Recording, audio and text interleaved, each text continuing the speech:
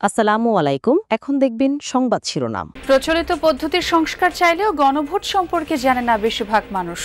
বিশ্লেষকরা বলছেন পরিষ্কার ধারণা তৈরির দায়িত্ব সরকার ও রাজনৈতিক দলের।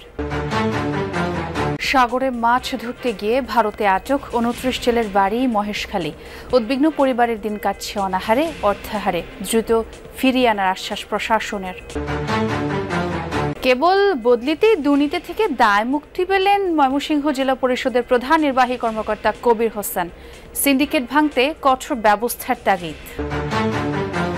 পায়রা নদীর অব্যাহত ভাঙনে ঘুম নেই বরগুনা সদর উপজেলার বাসিন্দাদের। আগামী বর্ষার আগেই বেড়িবাঁধ মেরামতের দাবি। বস্তা প্রতি দর বৃদ্ধিতে কমেছে সুগন্ধি চাল বিক্রি। কালোজিরা ও চিনি গুঁড়া আবাদে আগ্রহী নয় কৃষক। রপ্তানি বাড়লেও কমছে না ঘাটতি। এতক্ষণ শুনছিলেন সংবাদ শিরোনাম, এখন দেখবেন বিস্তারিত। প্রচলিত পদ্ধতির সংস্কার চাইলেও গণভোটের মানে বোঝে না বেশিরভাগ মানুষ। তাদের কাছে হ্যাঁ না ভোটের গ্রহণযোগ্যতা নিয়েও রয়েছে নানা প্রশ্ন। তবে রাজনীতি সচেতন, শিক্ষিত ও তরুণদের কাছে রাষ্ট্র সংস্কার সবচেয়ে বেশি গুরুত্বপূর্ণ। বিশ্লেষকরা বলছেন গণভোটে আস্থা ফেরানো ও সহজ করে তোলার দায়িত্ব সরকার ও রাজনৈতিক দলগুলোর। গণতন্ত্র প্রতিষ্ঠায় গণমানুষের মত তুলে ধরতেই ভোট। মানুষ যেখানে শান্তিতে বসবাসের উপায় খোঁজে, কিন্তু জীবিকার বিপরীতে উচ্চ দ্রব্যমূল্যের পার্থক্য যখন বিশাল, ভ্যাট ট্যাক্স পরিশোধের পরও অসুস্থ শরীরের চিকিৎসা যেখানে অনিশ্চিত, ভোটের দায়িত্ব সেখানে কারো কারো কাছে প্রহসনের নাম। মিছিল, মিটিং, প্রতিশ্রুতি প্রাপ্তি ও প্রতারণার বাইরে থাকতে চান ইমরান। কোলাহল ছেড়ে স্বস্তি খোঁজেন প্রকৃতির কাছে। মানে বুঝলেও গণভোটের আবেদন তার কাছে যৎ সামান্যই।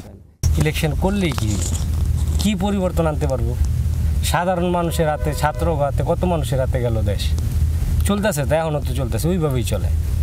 পরিবর্তনের তো কোনো দিক দেখিনি। লোকগুলো নাই, হয়তো বাজারে কিছু লোক আছিল, ওই লোকগুলো পরিবর্তন হয়ে অন্য লোক হয়েছে। কি হয়েছে?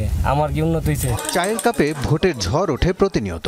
গ্রামের আড্ডায় চলে রাজনীতির আলাপ, পক্ষে বিপক্ষে কথার লড়াই। আর সামনে নির্বাচন থাকলে তো কথাই নেই। কিন্তু কজন বোঝেন গণভোটের মানে?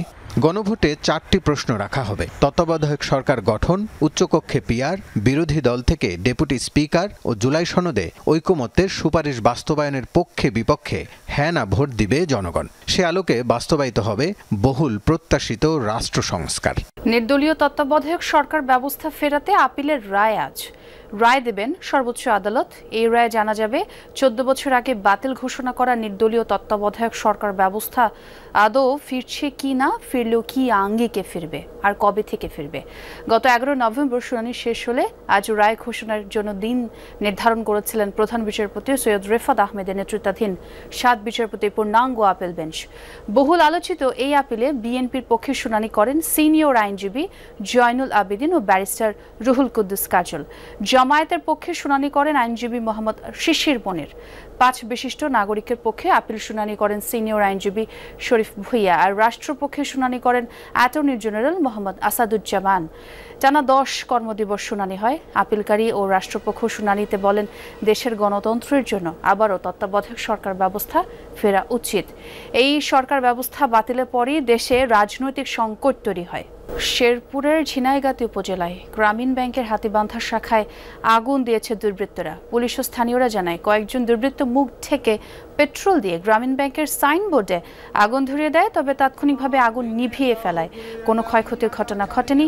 আতঙ্ক ছড়াতে এমন নাশকতার চেষ্টা করা হয়েছে বলে ধারণা পুলিশের। ভারতের রাজধানী নয়াদিল্লিতে বাংলাদেশের জাতীয় নিরাপত্তা উপদেষ্টা ডক্টর খলিলুর রহমান ও ভারতের জাতীয় নিরাপত্তা উপদেষ্টা অজিত দোভালের দ্বিপাক্ষিক বৈঠক হয়েছে।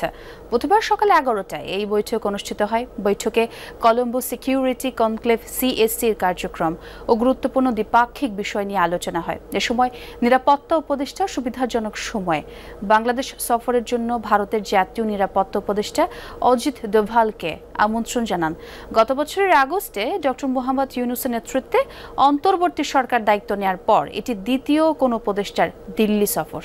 এর আগে এই বছরের ফেব্রুয়ারিতে ইন্ডিয়া এনার্জি উইকে অংশ নিতে জ্বালানি উপদেষ্টা মোহাম্মদ ফাউজুল কবির খান ভারত সফর করেছিলেন।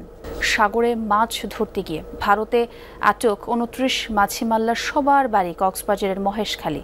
বেশিরভাগই পরিবারের একমাত্র উপার্জনক্ষম ব্যক্তি। তাদের নিয়ে উদ্বেগ উৎকণ্ঠায় স্বজনরা দিন কাটছে অনাহারে অর্ধাহারে। মন্ত্রণালয়ের সাথে সমন্বয়ের মাধ্যমে তাদের দ্রুতই ফিরিয়ে আনার আশ্বাস দিয়েছে জেলা প্রশাসন। মাছ ধরতে গিয়ে ভারতে আটক ২৯ জেলে মাঝি মাল্লার সবার বাড়ি কক্সবাজারের মহেশখালী। এরই একজন জসিমউদ্দিন, তার ৬ সন্তান, পরিবারের একমাত্র উপার্জনক্ষম ব্যক্তি। একই চিত্র জাহাঙ্গীর মাঝি, আবু বক্কর, পারভেজ এবং আবু সৈয়দের পরিবারেও। নুন আনতে পান্তা ফুরোয় অবস্থা। একটি জেলার প্রধান নির্বাহী কর্মকর্তার দায়িত্বে থেকে কত রকমের দুর্নীতি, অনিয়ম করা সম্ভব? প্রায় সব ধরনের অভিযোগই আছে ময়মনসিংহের কবির হোসেন সর্দারের বিরুদ্ধে। সাজা হিসেবে বদলি হয়েছেন নেত্রকোনায়। এরকম সাজা বা নিজেকে দায় মুক্ত করার ঘটনা তার ক্ষেত্রে আগেও ঘটেছে।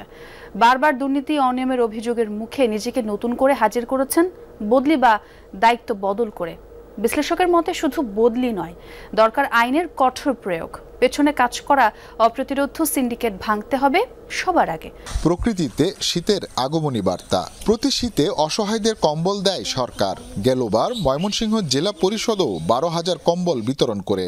তথ্য অধিকার আইনে পাওয়া নথিগুলো ঘেঁটে দেখতে চাই বাস্তব চিত্র। মোট ২৪টি মাদ্রাসায় দেয়া হয়েছে কম্বল। তারই একটি গৌরীপুরের হাসানপুর উত্তরপাড়া হাফিজিয়া মাদ্রাসা, যারা পেয়েছেন ৫০০ কম্বল। মুহতামিম হুমায়ুন কবিরও প্রথমে সেটাই দাবি করলেন, পরে বেরিয়ে আসলো সঠিক সংখ্যা। দেশে সুগন্ধি চালের দাম নিয়ে অনেক বিভ্রান্তি। একে তো গত কয়েক মাসে বস্তাপ্রতি দর বেড়ে গেছে, তার উপর খোলা ও প্যাকেট চালের দামে বিস্তর ফারাক। আগের চেয়ে কমে গেছে বেচা কেনাও। পাইকাররা জানালেন, ভালো দাম না পাওয়ায় কালো জিরা আর চিনি গুঁড়া চাল আবাদে আগ্রহ কম। সুগন্ধি চালের রফতানি নিয়েও খুশি নয় কোনো পক্ষ। ঢাকাকে ইদানিং বিরিয়ানির রাজধানী বললে ভুল হবে না। অলিগলিতে চোখে পড়ে একাধিক দোকান। সকালে এসব দোকানে হারিয়ে আসতেই সুগন্ধে মাতোয়ারা হয় চারপাশ। দুপুর থেকে কাচ্চি, চিকেন বিরিয়ানি আর তেহারি কিনতে ভিড় বাড়ে রসনা বিলাসীদের। কিন্তু ইদানিং সেই আগ্রহে যেন ভাটা পড়েছে, কারণ এসব দোকানে খাবারের দাম হঠাৎ বেড়ে গেছে। চাউলের দাম অনেক বেড়ে গেছে, যার জন্য আমরা তো কাস্টমারের কাছে বাড়াইতে পারি না। আমাদের ব্যবসার অবস্থা বেশি একটা ভালো না। বিপত্তি আরও আছে। খোলা আর প্যাকেট চালের দরে বিশাল ফারাক। প্রথমটা কম বেশি ১২০ টাকা দরে মিললেও মোরকের চালের কেজি ব্র্যান্ড ভেদে গিয়ে দাঁড়াচ্ছে প্রায় ১৫০ টাকায়, যা বিক্রি হয় মূলত ১, ২ বা ৫ কেজির প্যাকেটে।